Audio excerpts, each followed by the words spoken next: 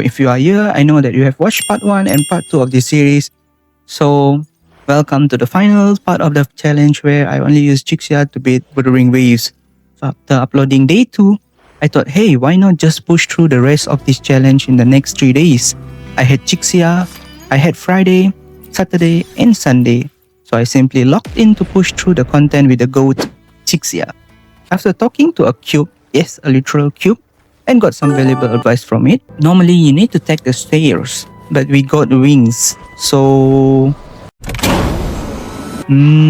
yes, watering. As useful as how I am when someone asks me to do simple tasks. After collecting the chest behind piano, I'm hiding from my kids under the bed. By the way, I thought I could save some time by flying, but apparently I waste more time doing this trickery, which could have been much quicker if I've just followed the desired path. Thank you so much for wasting my time. Then after finally doing it the Kuro way, I came across the parkour challenge, and since I'm good at this, I simply ash through it.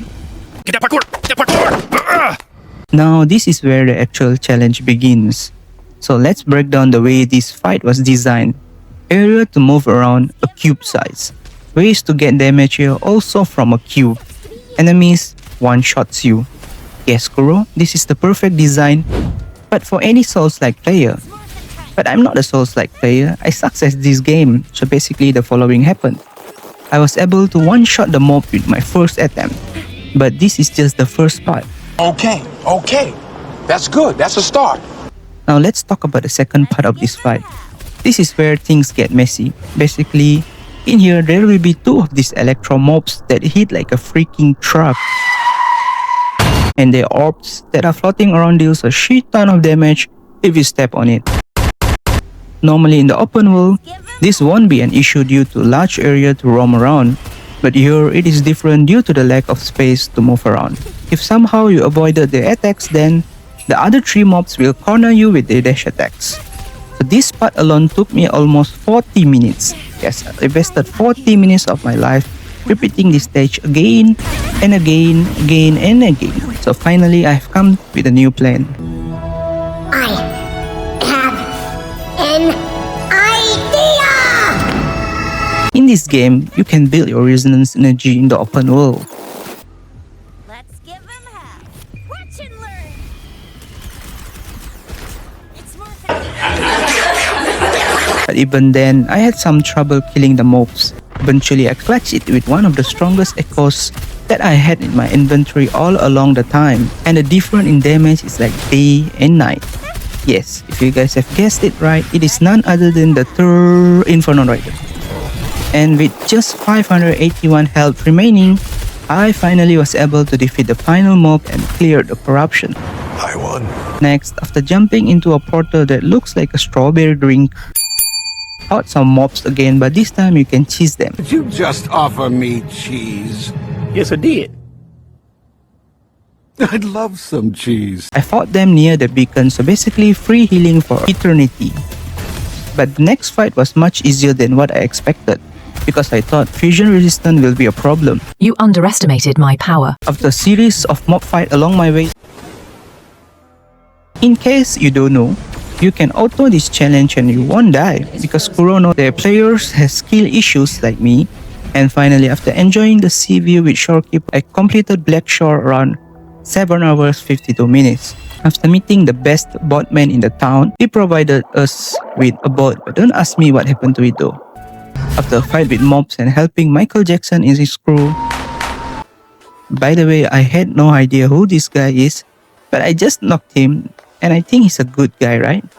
Right? After one of the slowest boat fights in my life, I come across this couple which I asked for help when I was struggling in the water. But their reaction is hilarious. Sorry, I'm singing to my man. Later, I met this dog tub, which reminds me of something. Then saw a boy shouting at the echoes, saying your dancing sucks, which triggers the mob to attack everyone.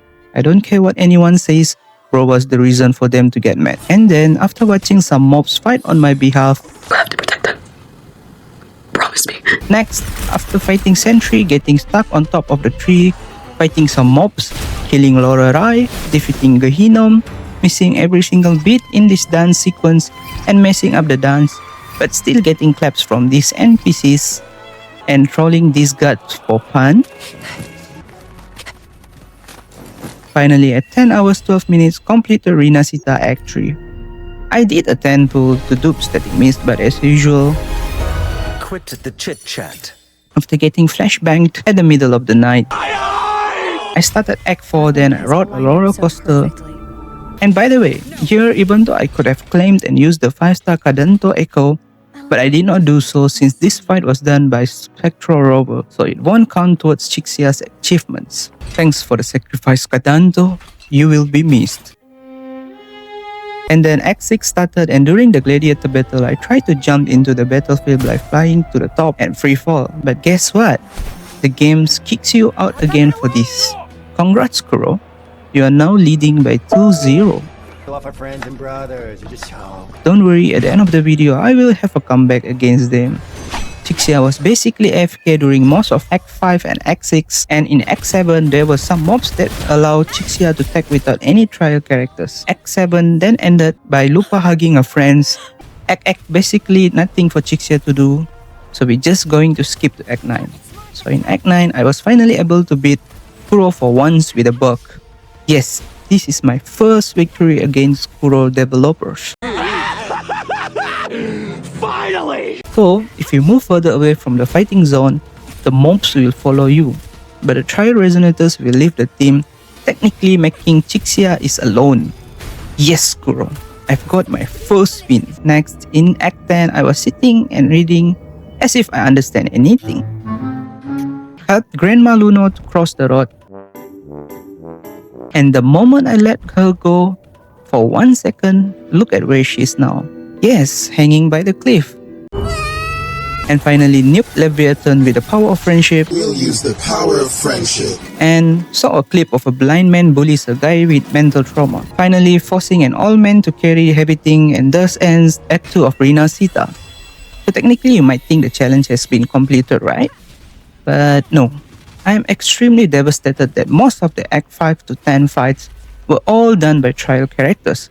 So basically, in order to get comeback from Kuro, I went and defeated all the bosses which are few levels higher than me, which are also in the story quest. So for all my upcoming challenges, I feel this is the best way to test the speedrun of these characters. After defeating all the boss I can't do in the story mode, Chixia only challenge ended at 20 hours 31 minutes. Among the bosses that I fight, I felt that Aristonosa was the most difficult one among them. One is because she is fusion resistant, and next is because her 4th arrow feels a bit difficult to dodge because every time I try to dodge it, it impelled me. So it could be skill issue from my behalf, or maybe due to my slow ping. But I think that is the only challenging fight when I was fighting the boss. So thanks for those of you that watched part 1 till now, and I'm really grateful for your support. By the way, my next challenge is an electro resonator, so stay tuned. Till then, let's do a 10 pull on this weapon banner to get Static Mist.